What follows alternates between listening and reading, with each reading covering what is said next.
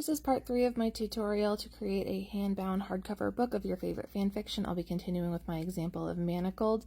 In parts 1 and 2, we discussed how to make your own custom typeset. If you do not want to make your own custom typeset, there are a lot of finished ones available for free. In part 3, we're going to cover how to print, fold, and press your book so that you can start binding it. First thing we're going to do is verify the number of pages per signature. So in Word, you're going to go to Margins, Custom Margins, and then the Pages tab.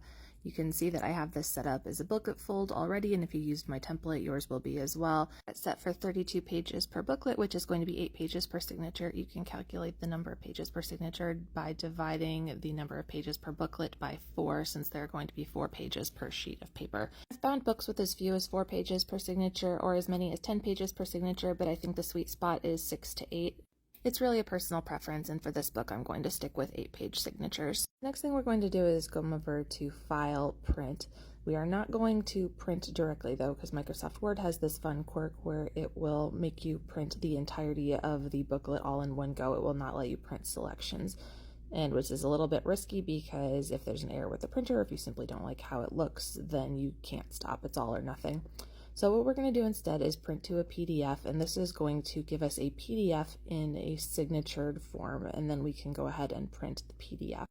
When you open the PDF, you're going to get a document that looks something like this. It's going to have pages in landscape format with 1 page on each side, and this is exactly what you want to see. It looks a little bit funky, but it's going to make sense when we start folding. We're going to start by printing just the first signature so that we can make sure everything looks all right. So when we have the print screen pulled up, we're going to choose custom, and then we're going to put in the correct number of page numbers, which, since we have 8-page signatures, is going to be pages 1 through 16, since there's 2 pages on each side. Then we're going to come down to More Settings, print on both sides, and flip on the short edge. This is important so that the pages print the right way and the back doesn't print upside down. Once you have those settings selected, it's time to print the first signature. This is our first signature all printed out. I've got page 1 of the PDF on top, and if you flip through the first couple of pages, you'll see that it looks like the beginnings of a book. We're going to flip the entire first signature over so that the middle of the signature is now facing up. You can tell it's the middle of the signature because the page numbers are going to be sequential.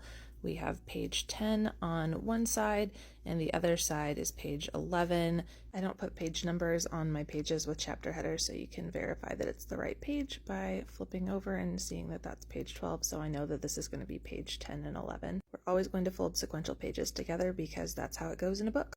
Now I'm just giving it a little tappy tap to make sure all the pages are all lined up, and then it is time to very carefully fold the signature in half. Since I'm folding multiple pieces of paper together, the fold is not going to be perfectly flat on the edge. Paper has thickness, so the inside pages are going to be pushed out slightly from the outside pages, forming a little triangle. This is both completely normal and completely unavoidable, and how deckled edges are formed. If you don't like them, we can cut them off later, but for now this is exactly what you're looking for, and we're just going to leave it like this. I use a bone folder to firmly crease the fold. Now that we have the first signature printed and folded, it is time to print and fold the remaining signatures. I recommend printing them in batches in case something goofy happens with your printer. You can also print and fold one signature at a time if that makes you more comfortable. I printed Manacled in 4 batches, and now it's time to fold. Since I have 8-page signatures, I'm going to count out 8 pages, and I'm going to fold them the exact same way that I folded the first signature, making the deckled edge and pressing with the bone folder. If it makes you more comfortable, you can count out and separate the signatures in advance before you fold them, or you can count them out as you go. I have all 28 signatures folded and stacked. I also went ahead and alternated every other signature so that the folds are alternating. This will help the book press more evenly. Pressing is necessary to really set in the folds and to remove all of the unnecessary spaces within signatures and between signatures. I use a homemade book press to press my signatures, but you can also use anything to put a consistent and even amount of weight over the pages. A large stack of heavy books works great for this, or 2 boards with clamps works great as well. With my book press on its side, I drop the signatures in and let gravity do the work of making sure they're straight for me. Once I'm happy with how they're oriented, it's time to hand tighten the bolts as much as possible and squeeze out all the air that I can. I leave books in the press for a minimum of overnight, but upwards of 5 to 7 days.